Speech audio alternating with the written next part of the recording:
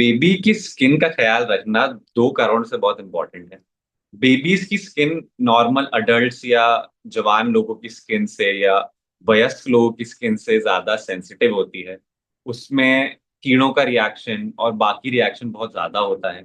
उसमें नॉर्मल गर्मी का और सर्दी का असर ज्यादा पड़ता है एज कम्पेयर टू हमारी अडल्ट स्किन। और दूसरी बात यह है कि उनके स्पेशली जब बच्चा 1 से 2 महीने का होता है, उनके स्वेट ग्लैंड जो पसीने वाले जो ग्लैंड हैं, जो ग्रंथियां हैं, वो अच्छे से डेवलप नहीं होते हैं। तो ये बहुत इंपॉर्टेंट है कि उनकी स्किन का बहुत अच्छे से ध्यान रखा जाए, बिकॉज उनकी स्किन सेंसिटिव है एंड उसकी उनकी स्किन टू कंपेयर टू उनकी बॉडी का रेशियो ज्यादा होता है एज कंपेयर टू अडल्ट्स। तो अगर वहां पे कुछ डैमेज होगा तो एब्जॉर्प्शन भी ज्यादा होता है और ब्लड वॉल्यूम वॉल्यूम लॉस भी ज्यादा हो सकता है। वहां से पानी का लॉस भी ज्यादा हो सकता है अगर उनकी स्किन पे कुछ डैमेज हो।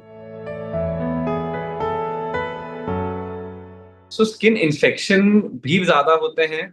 स्किन एक इंसेक्ट बाइट हाइपरसेंसिटिविटी रिएक्शन बोलते हैं, जो कि कीड़ों के काटने की वजह से होता है, बिकॉज उनकी स्किन सेंसिटिव होती है। जो एक नॉर्मल वयस्क की चमड़ी के अंदर ज्यादा फर्क नहीं करता है, बस आपको थोड़ा सा खुजलाहट होती है, उनके उनकी शरीर के अंदर वो रिएक्शन ज्यादा करती है। दूसरा सन बात रही सनबर्न की। सो सनबर्न का रिस्क बच्चों में जितना होता है उतना ही वयस्क लोगों में भी होता है। तो ऐसा नहीं है कि उनमें सनबर्न का रिस्क ज्यादा होता है। जो ज्यादा गोरे स्किन टाइप के होते हैं बच्चे, उनमें सनबर्न का रिस्क ज्यादा होता है। जो कि स्किन फोटोटाइप 1 से 3 के बीच में होते हैं, उनका सनबर्न का रिस्क ज्यादा होता है। बेबी की स्किन केयर बहुत ज्यादा जरूरी है। मेरे पास बहुत सारे पेरेंट्स आते हैं, वो पूछते हैं कि हमें अपने बेबी के लिए स्किन को केयर कैसे करना चाहिए। तो सबसे पहला पॉइंट जो मैं उनको बोलता हूँ कि बच्चे को बहुत ज्यादा गर्म पानी से नहीं नहलाना है, या फिर बहुत ठंडे पानी से नहीं नहलाना है, गुनगुने पानी से नहलाना है। दूसरी बात है कि जैसे ही नहलाना है तो टॉवल जो इस्तेमाल करना है उसको रगड़ना नहीं है, टॉवल से डैप करना है। टॉवल को बस शरीर पे लगाना है और उसका जो पसीन जो पानी है उसको एब्जॉर्ब करना है। तीसरी बात है, जैसे ही आप बच्चे को नहलाएंगे उसके बाद उसके पूरे शरीर को मॉइस्चराइज करना, या तो ग्लिसरिन से या फिर नॉर्मल पैराफिन जैसे मॉइस्चराइजर होते हैं उनसे, या फिर वैसलीन से, बहुत ही जरूरी है। सुबह और शाम मॉइस्चराइज करना बच्चे की स्किन को बहुत इंपॉर्टेंट है। कोशिश करें कि बच्चे की स्किन पे तेल बहुत ज्यादा ना लगाएं। कई बार तेल बहुत ज्यादा मालिश करने से क्या होता है कि वहां पे पस के दाने बन जाते हैं, तो तेल से भी कई बार बच्चों को रिएक्शन हो जाता है। इसके अलावा बच्चों को अगर स्किन सेंसिटिव है तो केवल सूती के कॉटन के कपड़े पहना है। सिंथेटिक नायलॉन के कपड़े या फिर ऊल वुलन या ऊनी क्लोथ्स बहुत ज्यादा नहीं पहना है। पहले अंदर कॉटन कपड़े पहना है, फिर ऊनी कपड़े पहना है, उससे पहले ना पहना। और चौथी बहुत इंपॉर्टेंट बात है कि बच्चों को बहुत ज्यादा कपड़ों से ढक के ना रखें। बहुत छोटे जब बच्चे होते हैं उनको कंबलों में और बहुत ज्यादा गर्म कपड़ों में ढक के रखा जाता है, उनके पूरे शरीर पे लाल निशान पड़ जाते हैं, जिनको हम दिनाई भी कहते हैं, जिसको हम टेक्निकल भाषा में मलेरिया कहते हैं। क्योंकि बच्चों का जो स्वेट ग्लैंड्स हैं, बच्चों के जो पसीने वाली ग्रंथियां हैं, वो बहुत ज्यादा अच्छे से डेवलप नहीं हुई।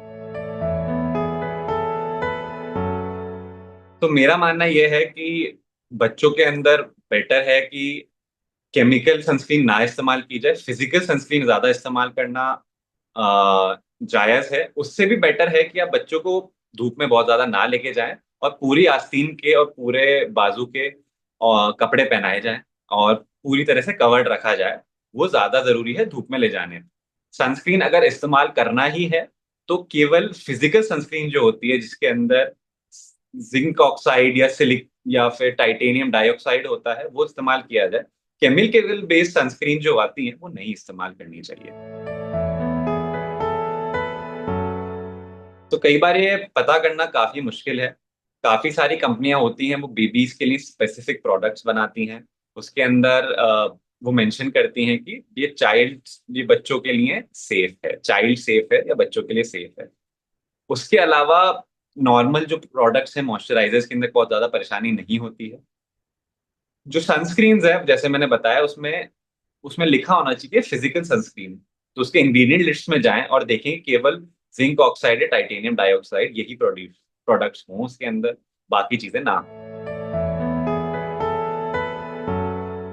तो घी लगाना एक लिमिट तक अच्छा है, क्योंकि घी में अंदर मॉइस्चराइजेशन होता है। बट मैं मानता हूँ घी लगाने से कई गुना बेहतर है कि नॉर्मल जो बॉडी लोशन आता है, या तो किसी भी कंपनी का नॉर्मल जो बॉडी लोशन आता है जिसके अंदर फ्रेग्रेंस ना हो, विदाउट फ्रेग्रेंस हो, उसको लगाना काफी अच्छा है। जो नॉर्मल का बॉडी लोशन या फिर किसी और कंपनी का बॉडी लोशन आता है, या फिर वो बेटर है घी लगाने से। बट घी लगाया जा सकता है, ऐसी कोई परेशानी की बात नहीं है। तो वेदर के हिसाब से स्किन केयर में थोड़ा फर्क आता है, क्योंकि गर्मी के समय पसीना ज्यादा आता है, तो मॉइस्चराइजेशन बहुत ज्यादा नहीं करनी है आपको। सुबह 2 बार मॉइस्चराइजेशन करें तो मॉइस्चराइजर थोड़ा लाइट हो, ज्यादा हैवी ना लगे वो मॉइस्चराइजर।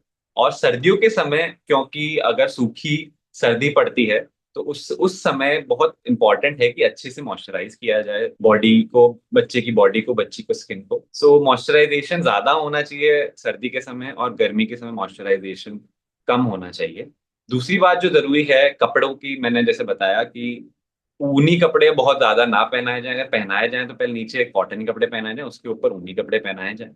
अ, यही ध्यान रखना ज्यादा जरूरी है। बाकी बच्चों को ज्यादा ओवरडू नहीं करना है। कई बार हम क्या करते हैं, हम बच्चों के भी बहुत ज्यादा प्रोडक्ट्स लगाने लग जाते हैं, ये भी लगाने लग जाते हैं, वो भी लगाने लग जाते हैं, मार्केट में आ रहा है। इतना ज्यादा प्रोडक्ट्स लगाना भी कई बार हानिकारक हो सकता है। तो मेरे पास बहुत सारे बच्चे आते हैं जिनके माँ बाप सिर पे मालिश कर रहे होते हैं तेल, और उनके सिर पे ना सिबोरिक डर्मेटाइटिस हो जाता है, उनके सिर के ऊपर पपड़ी सी जमने लग जाती है। तो मेरा मानना यह है कि अगर ऑयलिंग करनी ही है तो वो 45 मिनट पहले करें, और नॉर्मल कोकोनट ऑयल जो आता है, कोई भी कोकोनट ऑयल, उससे कर सकते हैं। शरीर पे मैं मानता हूँ ऑयलिंग नहीं करनी चाहिए, उसकी जगह जो मॉइस्चराइजर है वो इस्तेमाल करना चाहिए। और अगर ऑयलिंग करनी भी है तो ओवरनाइट ना रखें, केवल 45 मिनट पहले करें और शैम्पू लगा के धो लें।